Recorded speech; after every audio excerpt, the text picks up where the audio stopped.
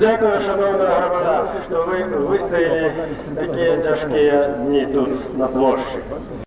Так ось, ще і на раніці не було певності. А добре веде психологію цих людей. Вони тільки силу вважають. Навіть Володєєв вийшов без спросу на трибуну. Він ще хотів немножко говорити. И тут депутаты не вытримали, они несколько десятков человек побегали, сказали: вон отсюда, у тебя руки в крови, ты без спроса депутатов, кто-то я сюда пустил, но что он не добились сказать слово. Что мы добились?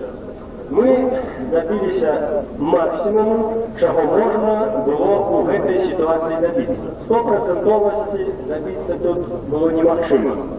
Але мы все-таки, я лечу, добились максимуму. Була така небезпека, що вони приймуть суверенітет, а потім зарежуть націю і зарежуть усі питання, зв'язані з хунтою.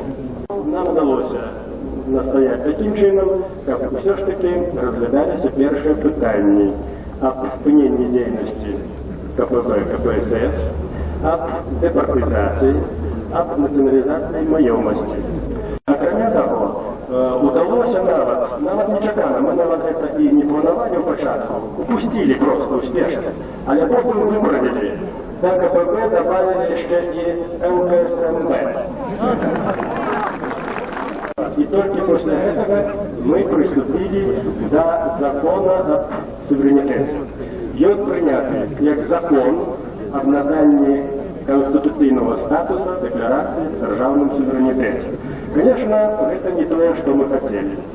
Яны оказались вельми осторожными, и я разумею, яны, так сказать, думают еще, максима, нечто вернется, ничего уже не вернется. И это было принято. Їхні інтереси, конечно, іншого плана. Їм нема виходу зараз. Нема виходу. Вони бояться, з одного боку, нашої демократії, бояться народу, а з другого боку, вони бачать, що об'єктивно вже Совєтського Союзу не існує. Компартії вже не існує. КПСС розпадається. Але, шановна громада, це тільки початок. Тепер від нашого всього громадства залежить, чи реалізуємо ми цю перемогу. Тому що зараз треба підтримка. Коли не буде такої підтримки, то усі структури у їх засталися. Вони підорвані, але вони, як кажуть, ще не зникли. Вони тільки, як кажуть, психологічно підорвані.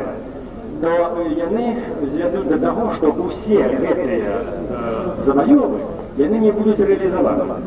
Вони не будуть реалізовуватися, вони просто не будуть виконувати. Тому треба їх примушати. І це тільки перший крок.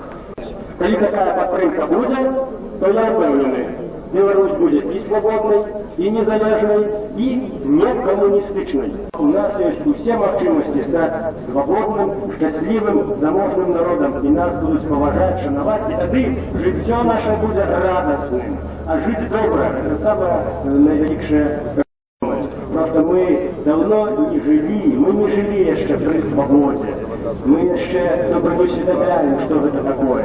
И вот начинается разница. Давайте ж пам'ятати об тим, що від нас буде залежати, як буде довжитися наш світлий день. Живе Білорусь!